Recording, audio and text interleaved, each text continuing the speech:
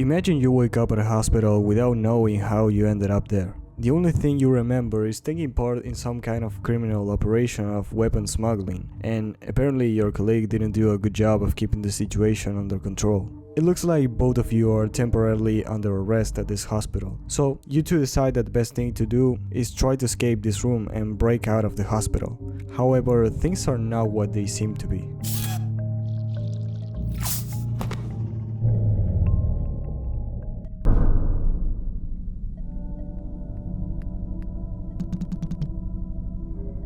Great, now you have no idea what just happened, but you're convinced that this is not a hospital, this is a lab, and you're probably the rat. The calibrator then says that he's going to let us go, but on the condition that we tell him the coordinates of the smuggled weapon. The only one who knows about these coordinates is your colleague, so you start a conversation in hopes of finding out that information. Eventually, you manage to get the coordinates, and then the calibrator appears again, this time to congratulate you and offer you your freedom. Although he has one last petition before doing so. He orders you to walk to the door of the room. You may think he's going to spell the code of the door when, in reality,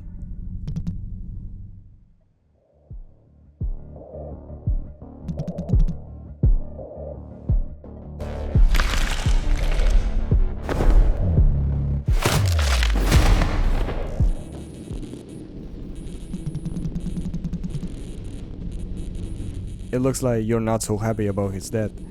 But don't worry, this new character may change that.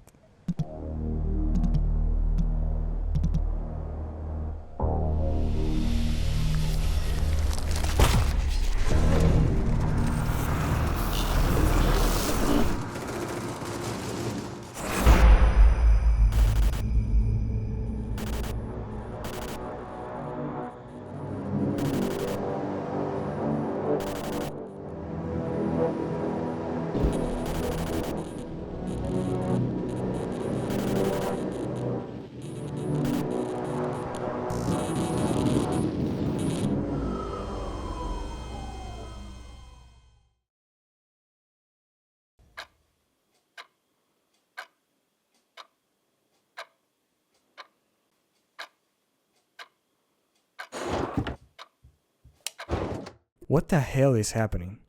How is this even possible? You were in a clinic just a couple of seconds ago. None of this makes sense. Nonetheless, you decide to move forward and see the world and pretend you get it. Emphasis on the words "get it", because the world we all remember is not the same. The world has progress, and you haven't.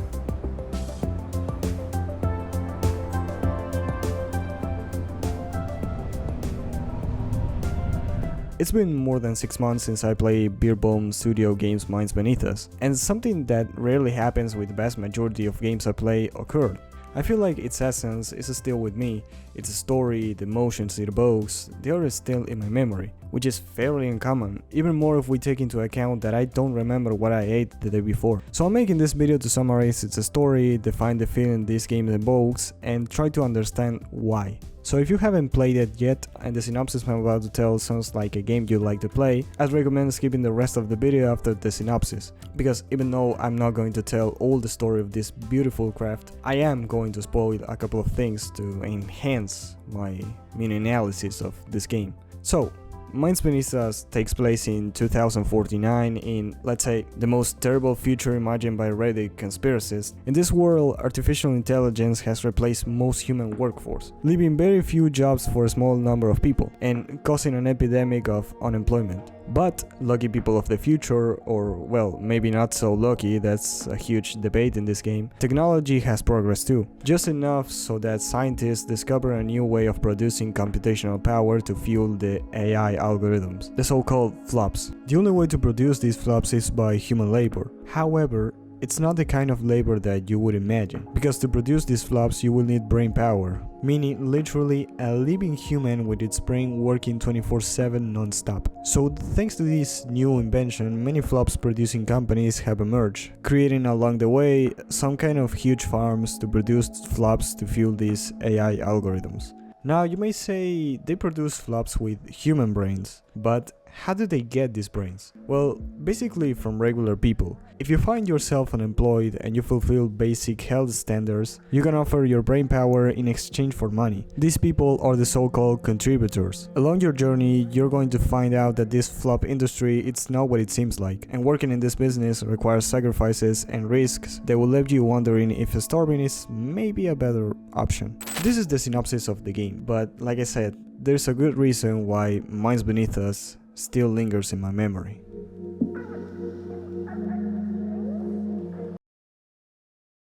Like any other story, Minds Beneath Us has plenty of characters, plenty of them with different personalities and objectives. The game does a fantastic job in making the characters feel as believable as possible, and also in guiding you to feel a certain way about them. You hate some characters, you love others, and sometimes you don't really know what to feel with others. There are two specific characters I think guide the whole adventure. Those are Jason Dai, the man we play as, and Frances Chang, Jason's girlfriend. Throughout the entire game, we are reminded of the most important objective of Jason, the main mission of the journey, let's say, and that is to protect Jason and Frances' lives. In your average action game, that would be a piece of cake, and it's even easier if you have the power of the script. But turns out that the universe of Minds Beneath Us is really complex. Here, the government is corrupt and overlooks any illegal activities executed by the flops companies. You're going to interact with people in really desperate situations. You're going to come across secret government agencies, corrupted too, who investigate a massive corruption case among flop companies, and lastly,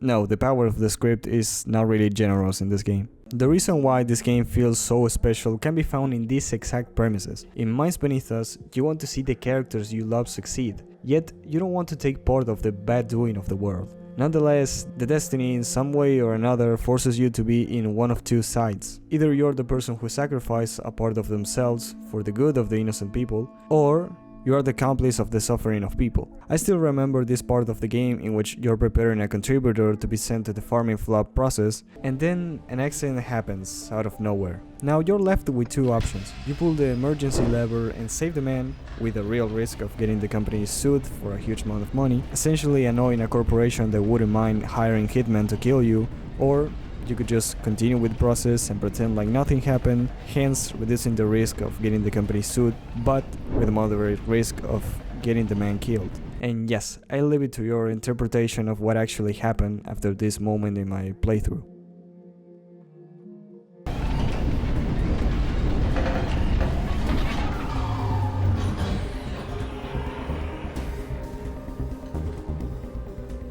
All of this makes the game feel really intense, especially if we take into account the fact that the journey is full of decisions like this one, with some of them having little time to think about what to do.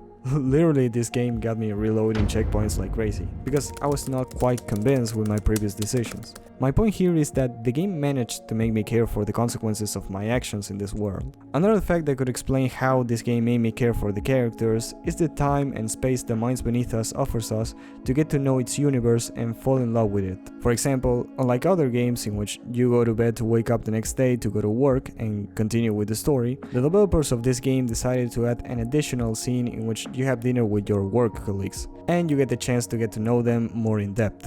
The game is full of dialogues and subplots in between main missions that, in theory, don't add anything to the main story of the game, and although many of these dialogues are nothing more than jokes or Easter eggs,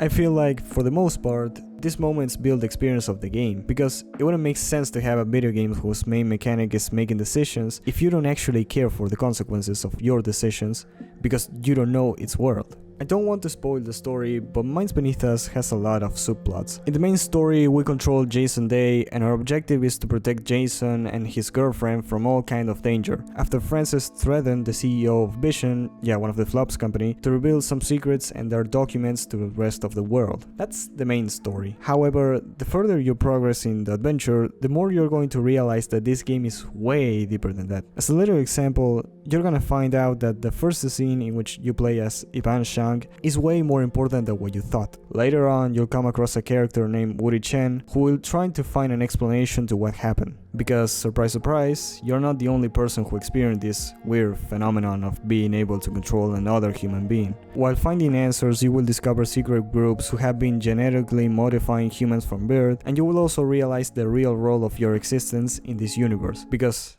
I know, the ones who already played this game will say that I should probably have said this earlier, but in Minds Beneath Us, you do not play as Jason Dai, rather you play as an entity that controls the actions of Jason Dai. All of this while Jason is still conscious of everything we do. In fact, there are many moments in which you'll get the chance to talk to a real Jason face to face. In these moments, he will ask you to do certain things while you take control of him. But this is the interesting thing. In theory, from the plot perspective, you don't pay the consequences of your own actions, since you as an entity can take control of other bodies. That means that the real objective of the main story is totally up to you. You can either follow what Jason says to protect his life, because after all, you're just temporarily taking control of a life that doesn't belong to you, or, well, you can perhaps use Jason and destroy his life in order to make a change in the world and stop the suffering of so many people. The rabbit hole of Minds Beneath Us goes probably much deeper than this. There are a lot of subplots, that was just one example. But all of these mini stories inevitably communicate the same message. In the universe of Minds Beneath Us, there are no perfect solutions, unlike some characters believe. In this world, whether you like it or not, you're gonna have to save some people over others. In the end, your decisions are going to affect innocent people, including the very Jason Dai. And that's the experience of Minds Beneath Us.